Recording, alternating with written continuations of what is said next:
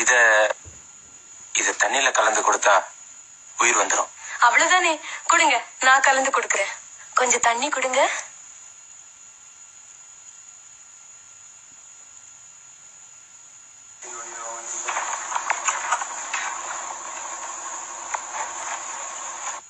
ஆனா அம்மா, இத அவரை குடிக்க வைக்கிறதுக்கு முன்னாடி நீங்க குடிக்க வேண்டியிருக்கும்.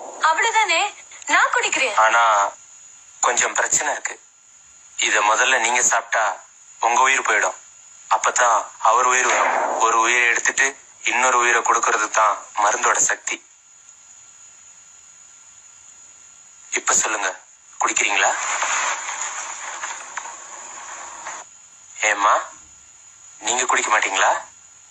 உங்க புருஷனுக்கு உயிர் கொடுக்கணும்ன்ற ஆசை இல்லையா? இவ்வளவுதானா உங்க அன்பு? அன்பெல்லாம் யார் சொன்னாங்க சுவாமிஜி? நான் செத்துட்டேன்னா என் பசங்களை, என் அத்தையை யார் பாத்துப்பாங்க சுவாமிஜி? உங்க புருஷன் பழிக்கிறாருல, அவர் பாத்துப்பார். அவர் அம்மாவை, குழந்தைங்கள, எல்லாரையுமே. அவர் பொழைச்சிட்டாருன்னா அவங்க அம்மா பாத்துப்பாங்க. என் குழந்தைங்களை யார் பாத்துப்பாங்க? நான் செத்தப்புறம் அவர் இன்னொரு கல்யாணம் பண்ணிப்பாரு. அப்ப வர்றவ என்னோட குழந்தைங்களை நல்லா பாத்துப்பாளா? முடியாது சுவாமிஜி, முடியாது, என்னால முடியாது. சிவா, இதுதான் சத்தியம். சுவாமிஜி, இது எங்க மாமியாருக்கே கொடுத்துருங்க. அவங்க இருந்து என்ன பண்ண போறாங்க? அவங்க குடிச்சு அவங்க பையனுக்கே உயிர் தரட்டும். உங்களால முடியாதுதானே? சரி அம்மா, இந்தாங்க. உலகத்துல எந்த தாயா இருந்தாலும் தான் உயிரை கொடுத்தாவது மகன் உயிரை காப்பாத்துவாங்க. இத குடிங்க. உங்க உயிர் போகட்டும், உங்க மகனுக்கு உயிர் வரட்டும். சுவாமிகளே, என் பேர பசங்களுக்கு என் மேல ரொம்ப பிரியம். நான் செத்து போனா யாரு அவங்கள பாத்துக்கிறது? ஏமா தாயே, நீயே சாப்பிடு. என் கஷ்டத்தை புரிஞ்சுக்கோங்க அத்தை. என்னாலும் சாக முடியாது. கடைசியா சிவநாதனை காப்பாத்த யாருமே முன் வரல. மருந்தோட சக்தி போயிருச்சு. சிவநாதனும் போயிட்டார். ஐயோ,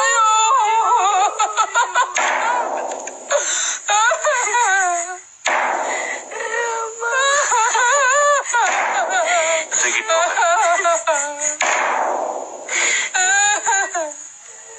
கீழே வைங்க, கட்டில கீழே வைங்க. ஏம்மா, என்னாச்சு? என் புருஷன் நரவுல இருக்கிறது அந்த கட்டில் ஒண்ணுதான்.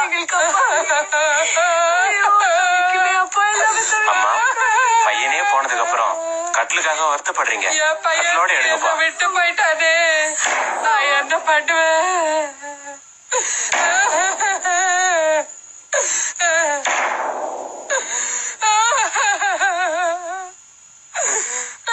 ஐயா, கட்டி அடிக்கிறீங்க.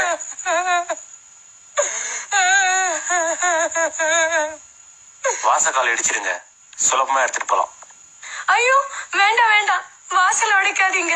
அவரும் இல்ல, இதை யார் சரி பாப்பா? அம்மா, உடம்ப தனியா தூக்க முடியாது. கட்டிலோட தான் தூக்கணும். உடம்பு விரைச்சு போச்சு. கட்டில இருந்து உடம்ப தனியா தூக்குனா உடம்புல கை, கால் இதெல்லாம் உடைஞ்சிடும். புருஷனுடைய கையை காலை உடைச்சிட்டு அப்புறம் எடுத்துட்டு போலாமா?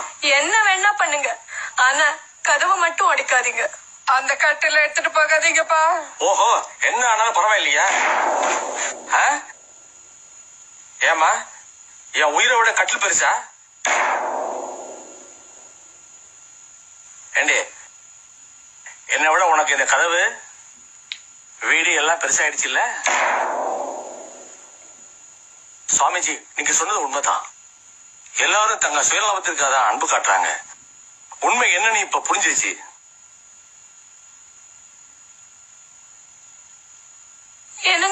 சிவா, நில்லுடா. ஸ்ரீ ராமகிருஷ்ணர் சொல்கிறார், இந்த உலகத்திலே ஜனங்க சுயநலத்தை பாதிக்காத வரைக்கும் அன்பு காண்பிக்கிறாங்க.